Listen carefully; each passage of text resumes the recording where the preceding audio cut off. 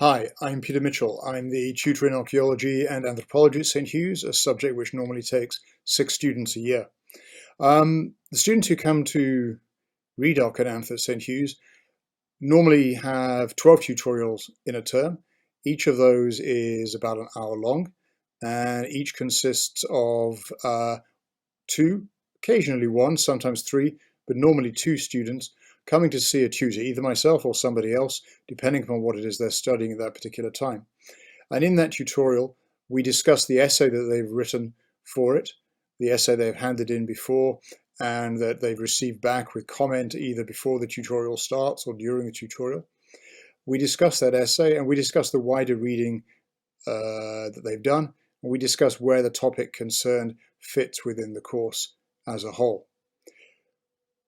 One of the great things about being able to do that, as far as I'm concerned, is that I get to learn something from them, because whatever it is that they're doing it for the very first time, and they're going to come with their own perspective, a perspective informed by doing anthropology as well as archaeology, a perspective that feeds from their own particular interests and prior experiences.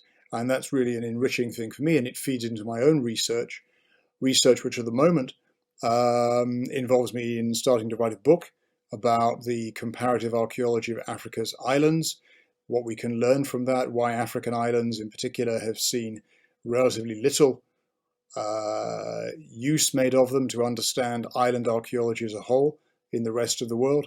So I'm thinking here of topics like when and under what circumstances do people first settle on islands?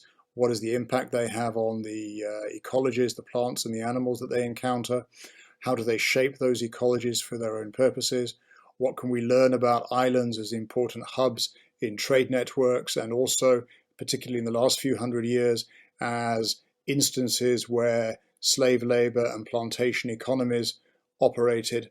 These are all questions that I'm beginning to get into at the moment, and which I look forward to tutorials helping me to understand a little bit more, in part.